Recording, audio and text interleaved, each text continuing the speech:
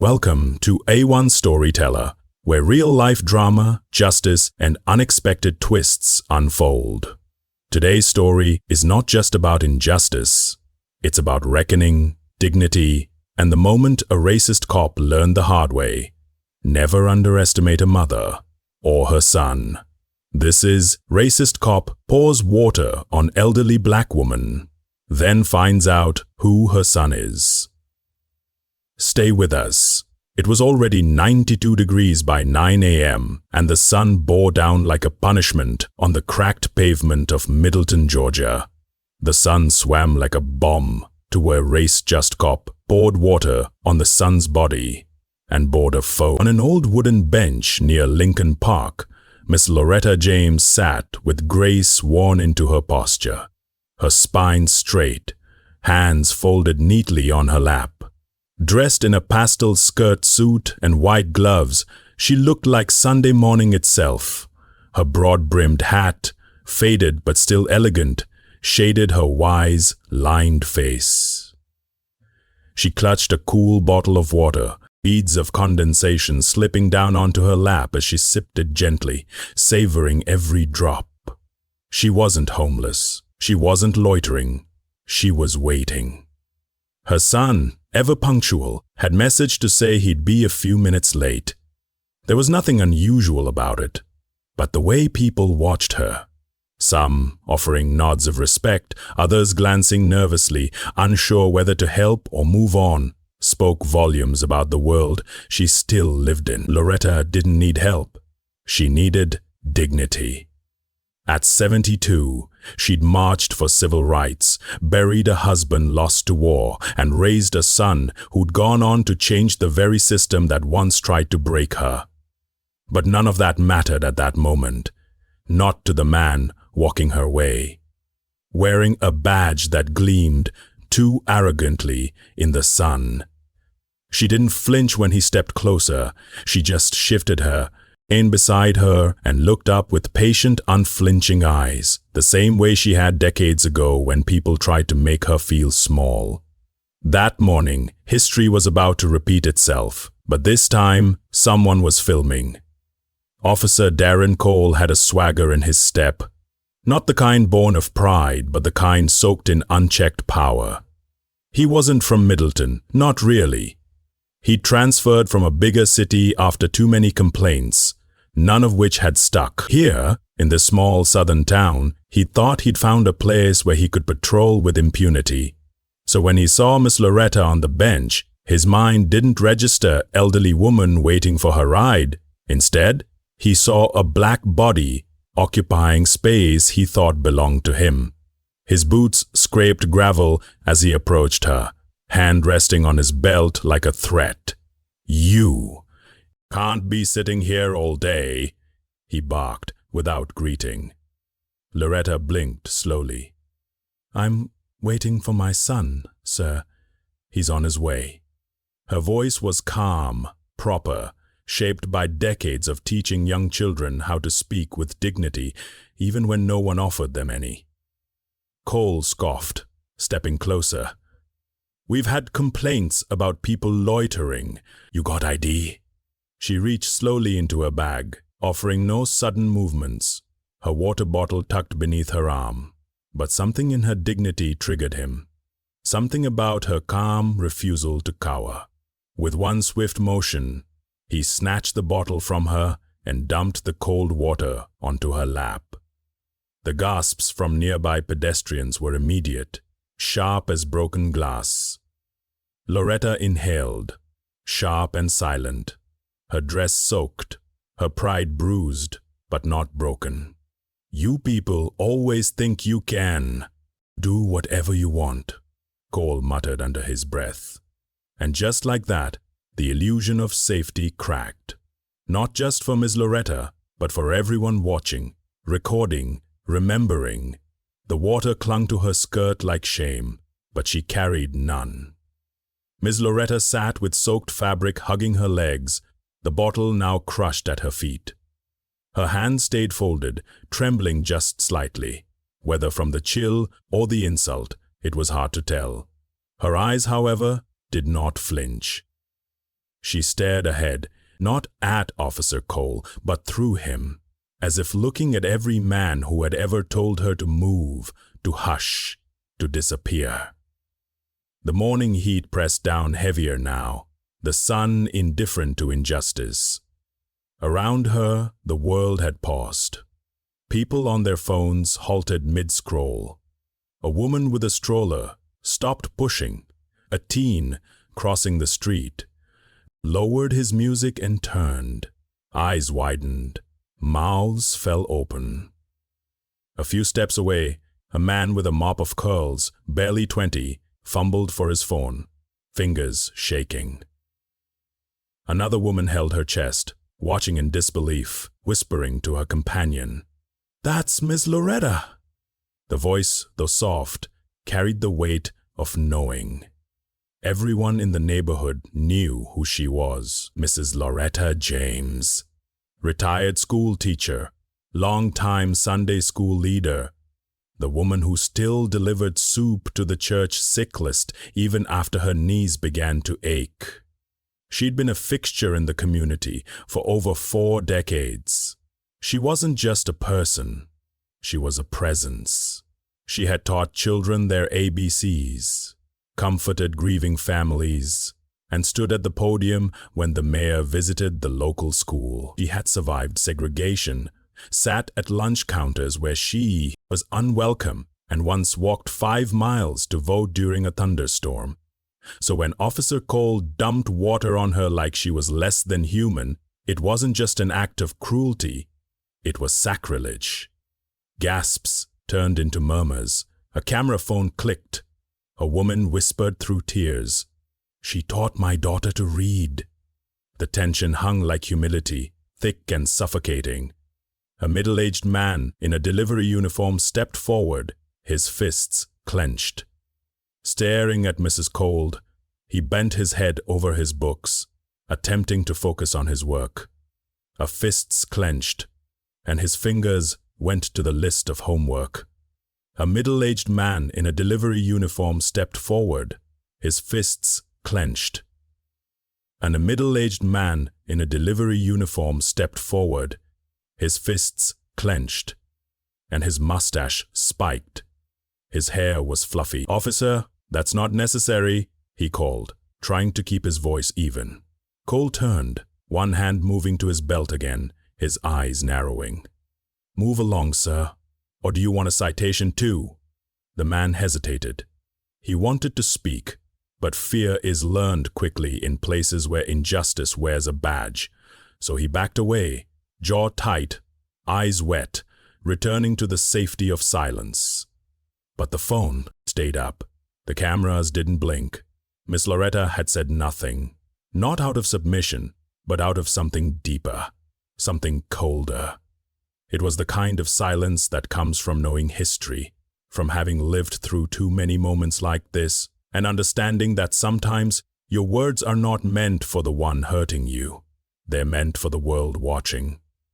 She adjusted her gloves, slowly, purposefully, and stared into the horizon. Not long now, her son would be here soon. The footage hit the internet before her son ever arrived. The boy with the curls posted it to a local community group, writing only, "This is what they did to Miss Loretta today." It took less than an hour to explode. Screens lit up across town, at barbershops, in school lounges, even at the town hall. Some people thought it was a mistake, a prank. Others knew instantly it was real. It was too raw, too unflinching to be staged. You could hear her say softly, "I'm waiting for my son," just before the officer dumped the bottle, and then the splash, and then the silence. The comment section was a firestorm. "This can't stand. Not Miss Loretta. Never. My son still talks about how she hugged him on the first day of school." But beneath the outrage, there was something else. Pride. Something that felt so big. The mask bothered, not big enough, not simple.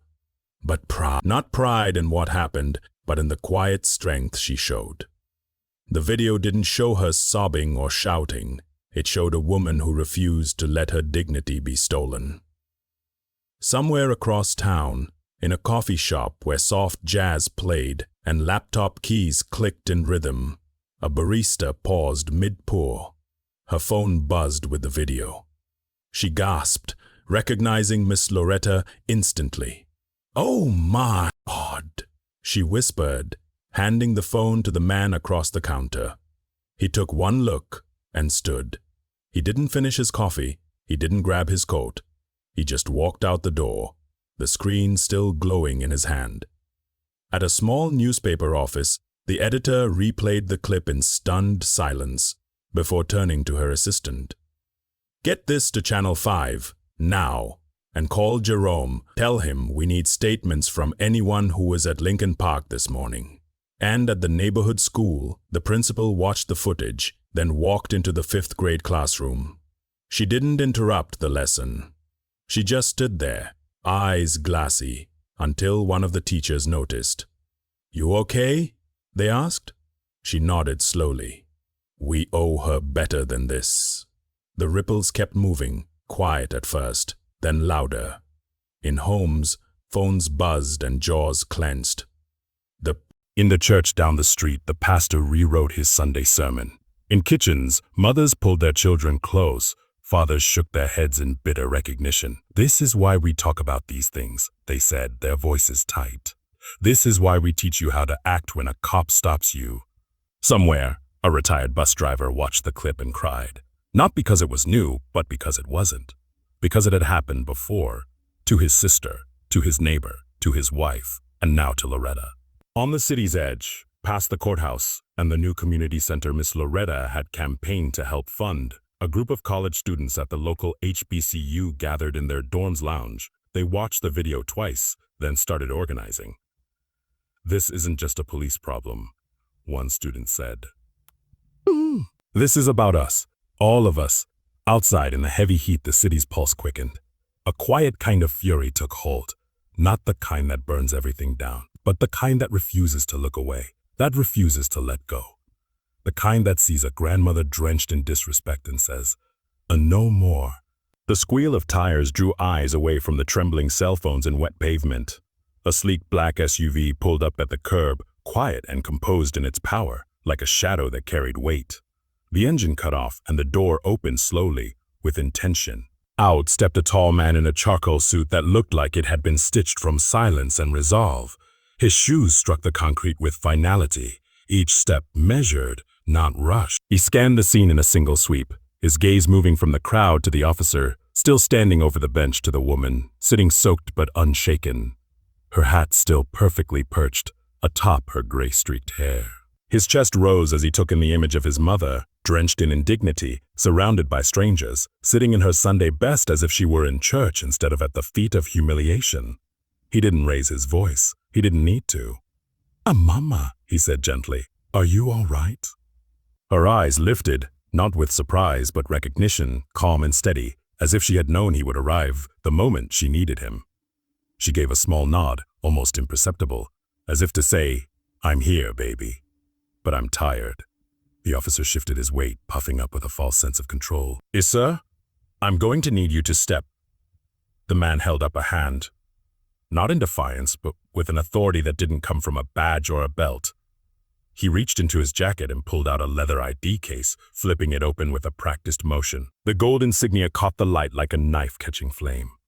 "A Malcolm James," he said, enunciating each word with quiet force. "United States Attorney, Southern District, and the woman you just humiliated." His eyes locked on the officer now, whose confidence was already evaporating. "Is my mother—" Oh, the air shifted. People gasped again, but this time it was a different kind of silence, sharp, disbelieving, laced with satisfaction. The bystanders weren't just witnesses now.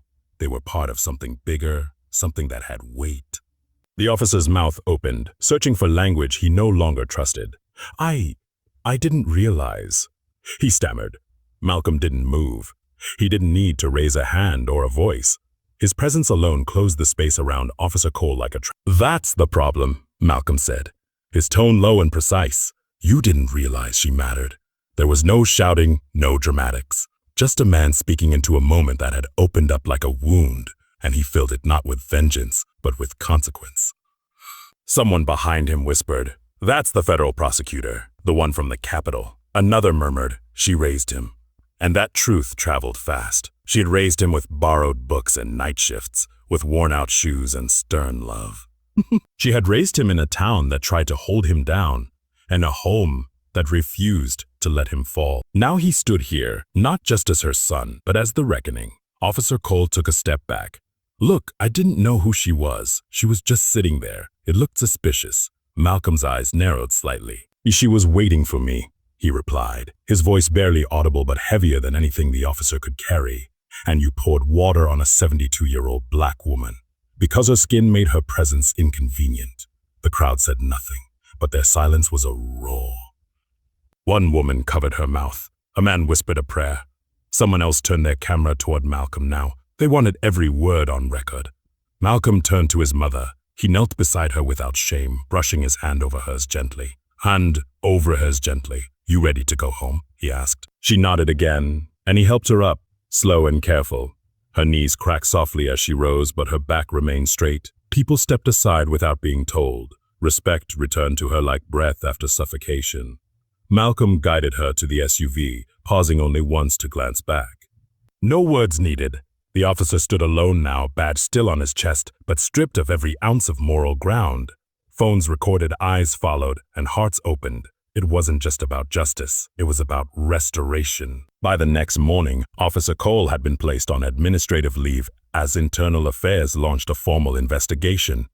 The video had gone viral nationwide, igniting outrage and prompting civil rights groups to demand immediate action. News vans lined Middleton's streets, but Ms. Loretta remained silent. When asked for comment, she simply said, "My son will handle it." And he did. Malcolm James filed formal charges for civil rights violations, announcing a federal review of the department's conduct during a packed press conference.